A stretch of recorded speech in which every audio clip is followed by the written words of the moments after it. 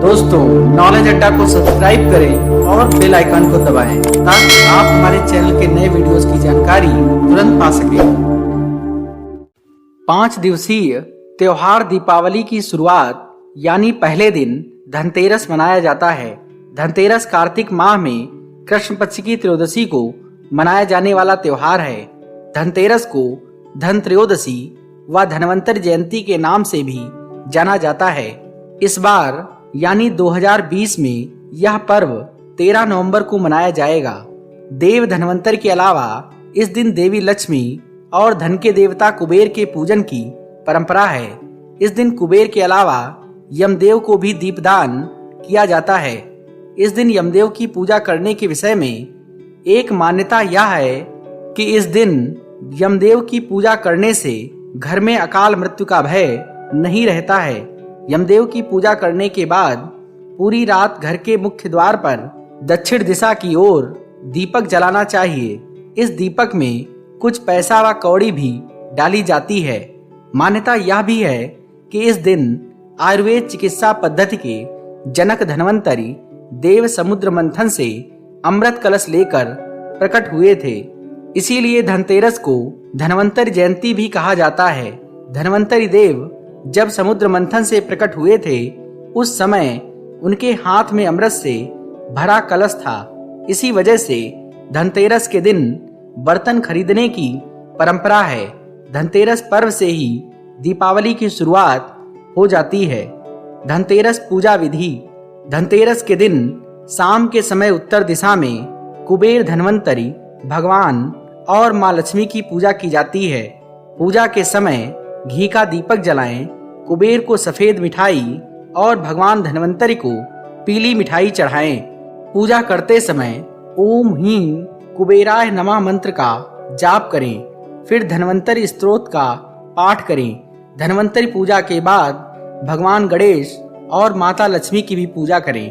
भगवान गणेश और माता लक्ष्मी के लिए मिट्टी का दीपक जलाएं, उन्हें फूल चढ़ाएं और मिठाई का भोग लगाएं। धनतेरस के दिन भगवान गणेश, माता लक्ष्मी, भगवान धनवंतरि और कुबेर जी की पूजा की जाती है। इस दिन शाम के समय प्रदोष काल में पूजा करना बहुत ही शुभ माना जाता है। आपको पूजा से पूर्व स्नान अवश्य करना चाहिए और साफ वस्त्र धारण करने चाहिए। इसके बाद एक साफ चौकी लेकर उस पर गंगा जल छिड़क कर पीला या लाल कपड़ा बिछाएं और अन्न की ढेरी लगाएं।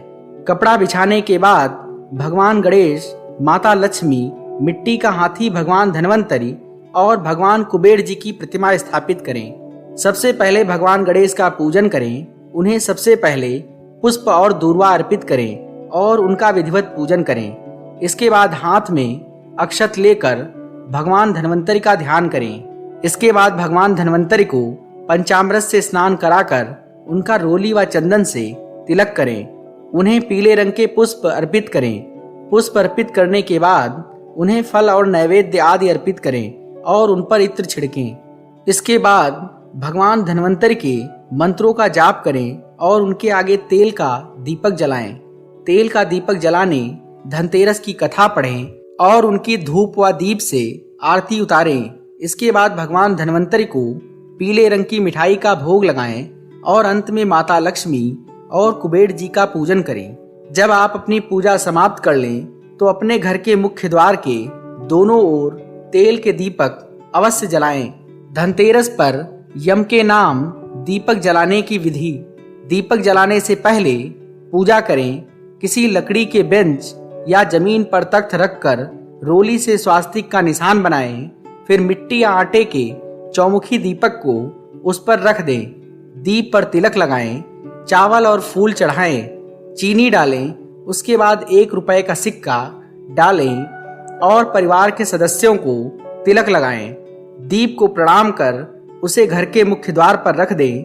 ये ध्यान दें कि दीपक की लौ दक्षिण दिशा की तरफ हो, क्योंकि ये यमराज की दिशा मानी जाती है। ऐसा करने से अकाल मृत्यु टल जाती है।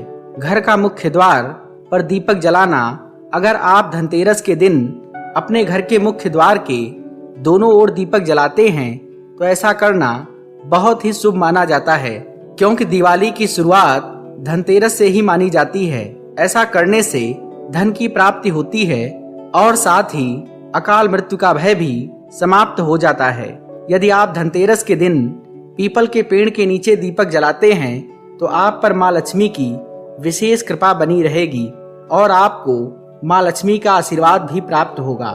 माना जाता है कि पीपल में सभी देवी देवताओं का वास होता है और आपके ऐसा करने मात्र से ही आपको माँ लक्ष्मी की विशेष कृपा प्राप्त हो जाएगी। घर के बाथरूम में दीपक जलाना धनतेरस के दिन आपको अपने घर के बाथरूम में भी एक दीपक अवश्य ही जलाना चाहिए। शास्त्रों के अनुसार ऐसा माना जाता है कि माता लक्ष्मी कहीं से भी आपके घर में प्रवेश कर सकती हैं। इसी कारण से आपको अपने घर के बाथरूम में भी एक दीपक अवश्य जलाना चाहिए।